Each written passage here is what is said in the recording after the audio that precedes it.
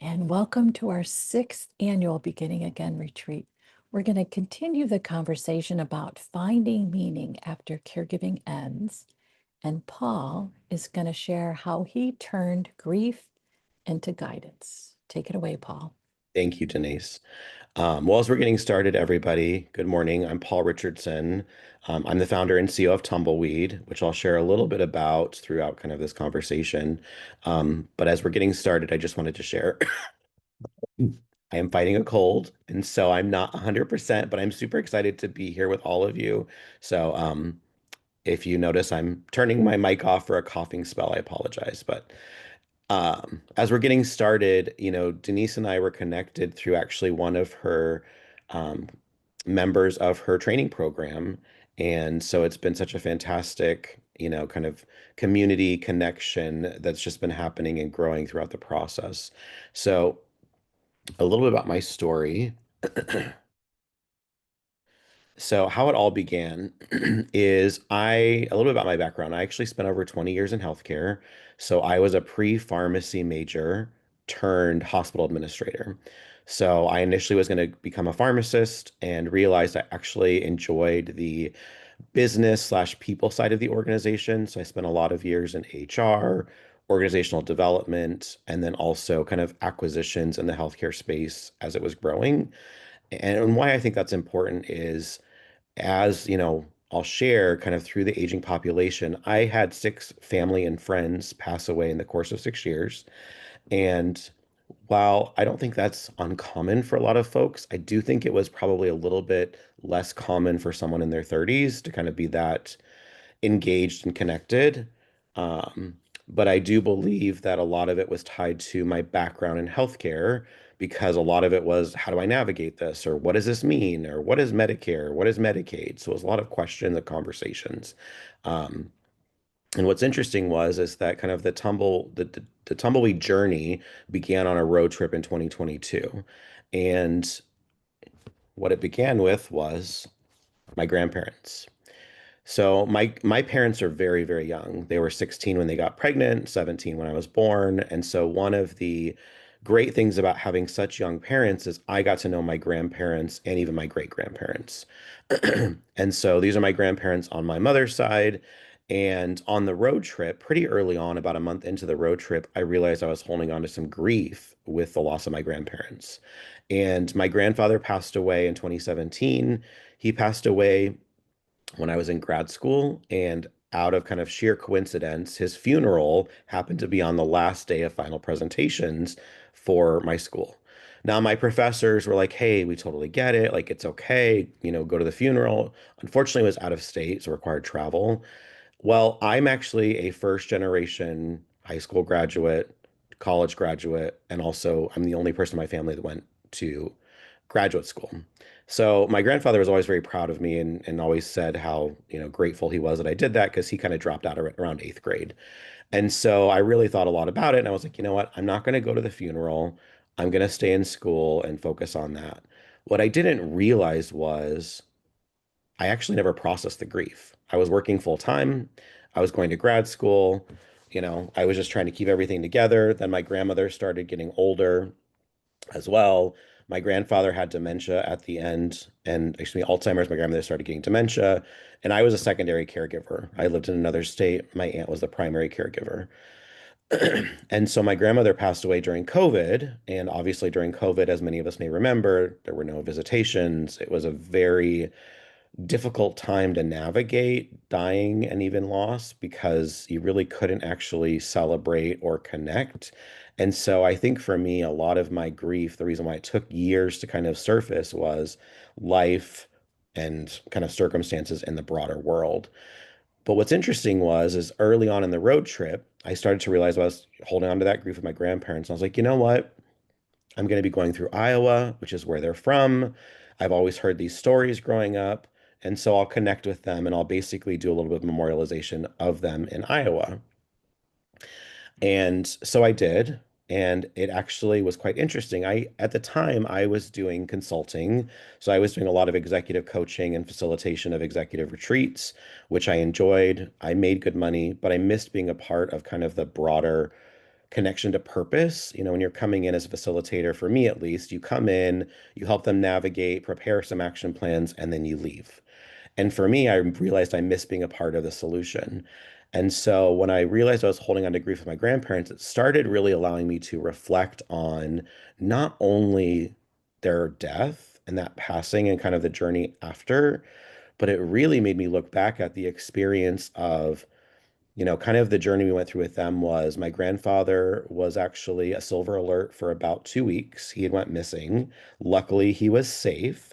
And the reason why he was found 5 states away from where we lived was because he was trying to use an old business card of his to pay for gas at a gas station. And so luckily the gas attendant actually was able to get in contact with us because we had a silver alert. And that prompted a very rapid move into assisted living with memory care attached because we realized, okay, this is going far faster than any of us were prepared for. And so it's interesting. So my mom is one of six, and I'm one of about 22 grandchildren. And as many of you here will probably connect with, a lot of people like to talk about our aging population, our parents, our grandparents, the people around us that we care about and love, but not many seem to raise their hand and show up. And so it was very interesting for me that I realized, okay, I'm coming back and forth from Arizona every few weeks at one point in time. And I didn't mind, right? But we had to move really rapidly. So my grandparents, for financial reasons, had done a reverse mortgage to try and be able to survive longer. And I'm not here to talk about our reverse mortgage is a good or bad idea. I'll just share what it did for my family. When we figured out we needed to get them into assisted living and they had the reverse mortgage and they had no money, they were literally surviving on Social Security. It meant that my aunt and we had 7 days to get the property emptied. And my grandparents were not hoarders that you think about the show, but they certainly had far too much stuff on a half an acre property. Well, in 7 days, there wasn't a whole lot we could do. So we literally was like, okay, we need as much money as we can. So it was basically me, two of my aunts, and my mom. We basically said we didn't price anything. We cleared out the personal belongings and then opened up their property for an estate sale and basically like make a pile and we'll give you a price. And that's what we did. And so kind of through that process, what I learned was there's a lot of things that we did not know or did not do right earlier. And so that kind of comes into play with what I started to create with Tumbleweed, which was there were a lot of legal, logistical, emotional, financial decisions that so many folks don't know where to begin. And that's really kind of what prompted the process. And so I'll share more about Tumbleweed in a moment, but it's interesting for me how, with my grandparents and kind of navigating the grief and the loss and that journey has allowed me to create something that is helping people through technology. And what I want to call out here is this is the Beginning Again retreat, and I love it. And it's interesting because I'm beginning again and healing from my grandparents and some other caregiving process, but I'm also at the same time realizing that I've been a family caregiver for over 30 years. And that actually only kind of really came to the surface in the last year or so. My mom lives with mental illness. She is on disability. She's severely mentally ill. She's been institutionalized off and on since I was 12. She's been single most of my life. And so, as the eldest, that means that I had to step up. And I think that for me, the realization that I've been a caregiver for over 30 years took that long because it's just how I grew up. It was a little bit of my personality. There was some expectation there. Um, and it was just like I stepped in. And so for me, this is actually what I'm living right now, a little bit of beginning again. My mom is still living, but I am changing the dynamic in our relationship to part of my survival mechanism as a parentified child, right? I was much more in the parent role most of my life with my mom, was I had to step in logistically, financially at different times. And as she's getting older, it's been interesting because she's realizing that she wants more control. And so I'm trying to find the balance in the process. And so I share this because one, I didn't realize that I was a caregiver for so long. And two, that I'm actually trying to figure this out along the way. And so actually some of your stories as you're sharing them are quite healing and really supportive and interesting to me to hear as I'm navigating this process because I've been a caregiver and I've been on the other side of it, and I'm also currently a caregiver. And in my own conversations with folks, I hear a lot that a lot of people who raise their hand in a lot of spaces. You know, first they help maybe a parent, then they help a sibling or a spouse or a friend with the process. And so for me, it's just been a very interesting journey.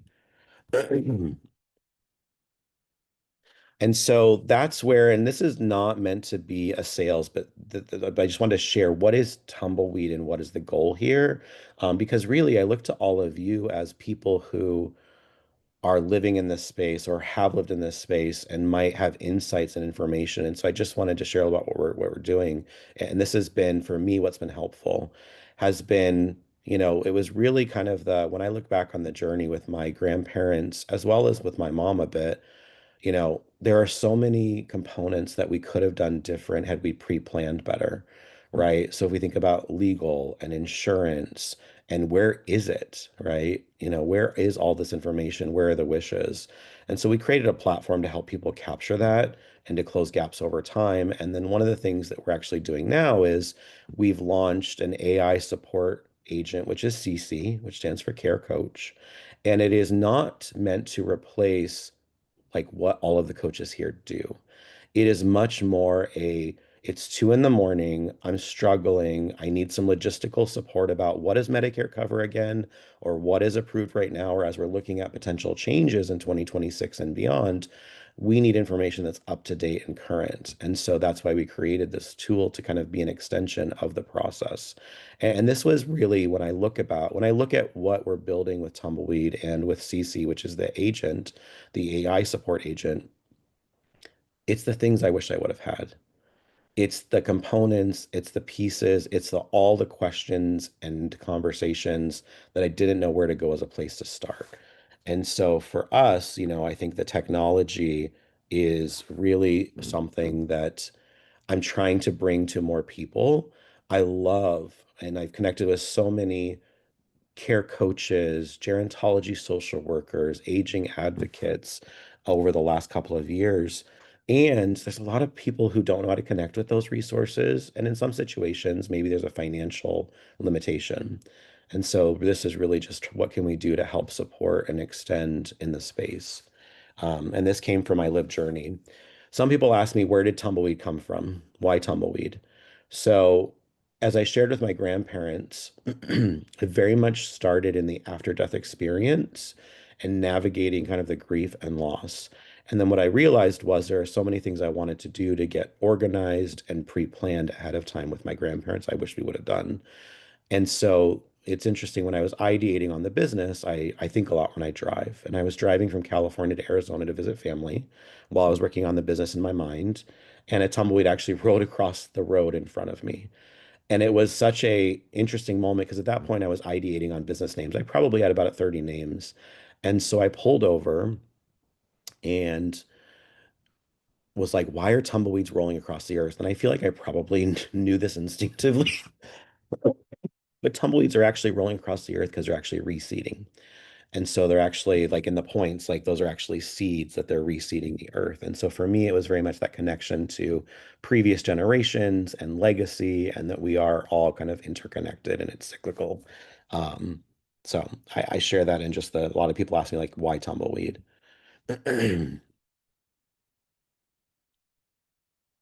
And so one of the things that came through the process was, and this is actually, if you have not heard, Denise joined me on Sandwiched.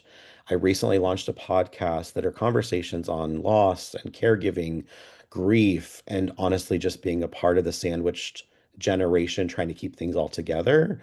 And for me, it's actually been very healing, which was completely unexpected. I was trying to give voice to people who were telling me, I feel alone. I don't know where to go.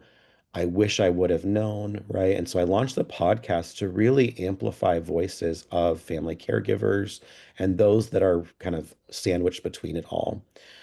I also am trying to break the stereotype of the standard sandwich generation, which is the I'm caring for an aging person and I have children, because I think that there are so many unique sandwich stories, right? Maybe I have pets and a partner I'm caring for and a business. I think in general, all of us are sandwiched between it all.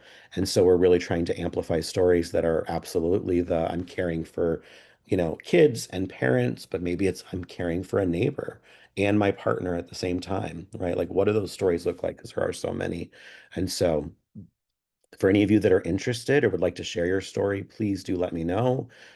It's been really wonderful. But honestly, I just share this with you because it actually was the surprise with this journey is I found healing through having people on my podcast and them sharing their stories. And so that's one of the things that I've heard kind of in different conversations today already is really that healing, resilience, and connection has been so key. Um, and so you know, as just really for anybody who's here, if you want to take a look or check it out, we're offering a free 1 year membership to Tumbleweed, which includes CC, the virtual care coach. All you need to do is email me, paul@tumbleweedplan.com, subject bar 2025, and I'll get you those details if you'd like to give it a try. And the platform is think about it as a digital filing cabinet for legal, insurance, and final wishes. One of the things that I created because for me, I had heard so many stories throughout my life about I want a celebration of life on Lake Michigan, play these 5 songs, don't invite my brother, we don't talk anymore, right? Like all the things, use these photos, but no one ever wrote it down. Or if they did, it was in scraps of paper in different folders. And so we tried to create a place for people to get organized. Um, and so I'm happy to open any questions. And I realize I'm a bit ahead for better or worse, fighting a cold. Um, but thank you. And I want to show gratitude for all the work that all of you are doing in supporting not only our aging population, but giving back to other caregivers. Because in all honesty, I wish I would have connected with you guys 2 years ago and 5 years ago, and even maybe 20 years ago. So just thank you all. And Paul, Christy has a question in the chat room, which Yes. is, what Thank has surprised you the most since you created this platform? Oh, wow. So many things.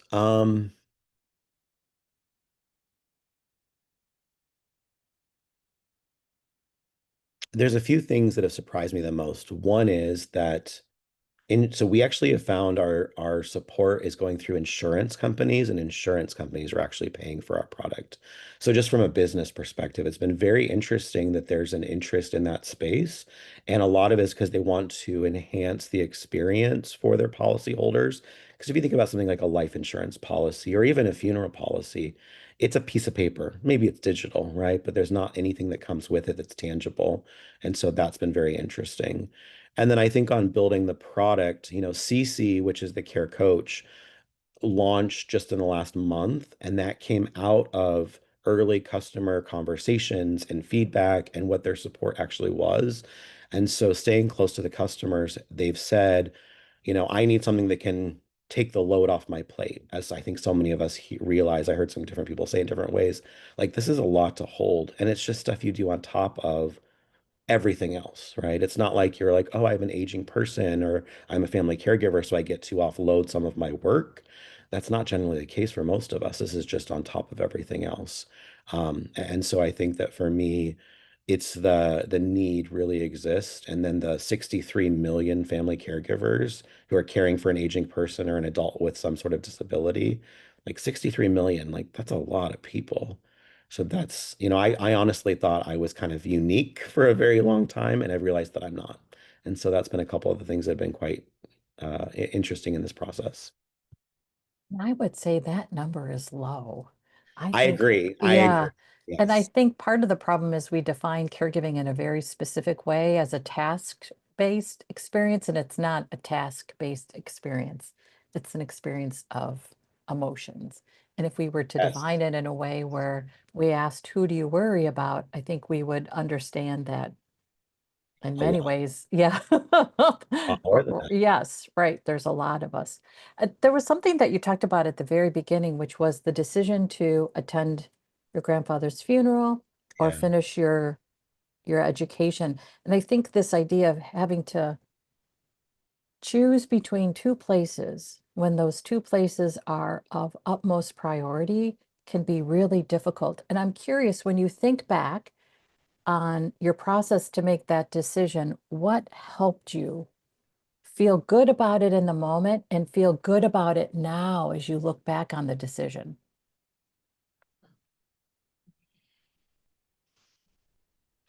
I think for me, it was really leaning into my grandfather and I always had very practical conversations, right? It was just very, I was always very mature. And so he always had very adult conversations with me.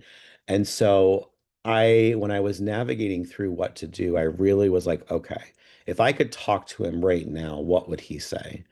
And he would say, Paul, I know you care. Don't come. Stay at school. It's your final project. It's important to you, right? And so I think for me, that was the piece that in the moment gave me solace to know, like, okay, if I was talking to my grandfather, this is what he would say. It's what I feel is the right thing. It's what he was what would tell me. What I didn't, kind of the middle part was that I didn't realize that I didn't really process the grief. It was like I skipped it, and maybe I wasn't prepared to, right? Maybe I needed those 5 years, 6 years in between to be prepared to navigate that journey. Um, but even now, looking back, like I would have loved to have been there, but also too, I don't regret the decision because I was doing what was meaningful. And although he never liked school himself, he was always very proud that I had done really well.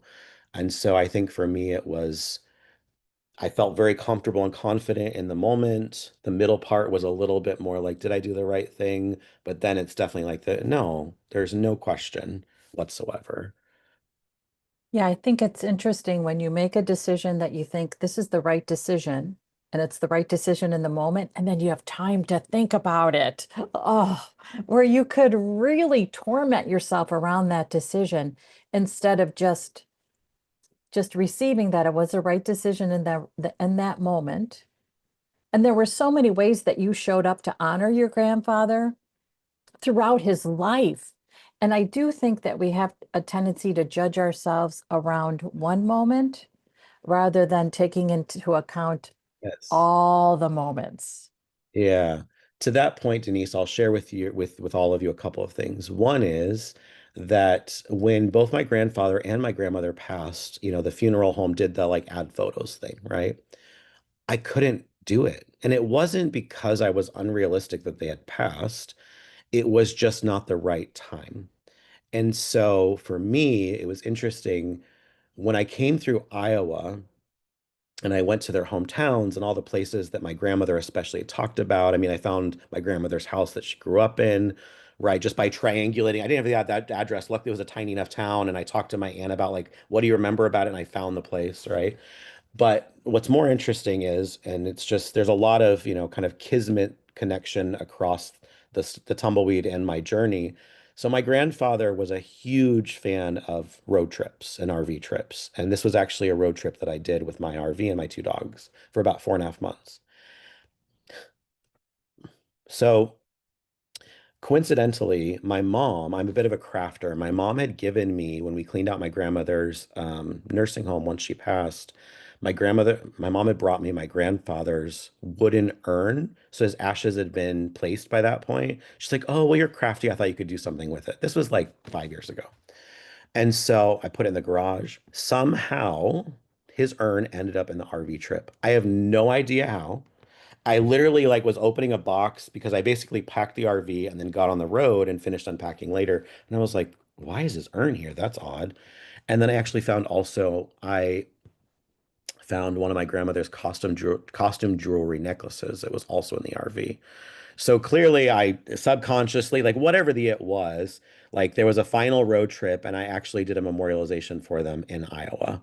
And it was honestly far more impactful than it would have been going to the funeral because I took them both back home. I took them actually to where my great grandparents were buried. I mean, it was just a very interesting experience, and I just leaned into it, right? I didn't question it. Like, how did these, I kind of giggled. I was like, oh, this is interesting. I was like, you know what? I'm gonna do something with it. And along the way, like my grandfather was a big fisher and I found this fishing lure, so I put it in with it. My grandmother's a gambler, like I put some gambling to, like, it was very cathartic and healing.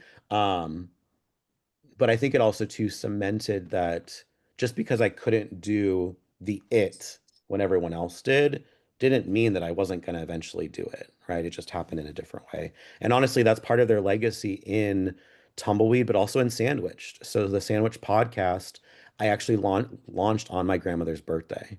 And it was really because of my experience as a caregiver is what allowed that podcast to launch. That's what kind of where it came from.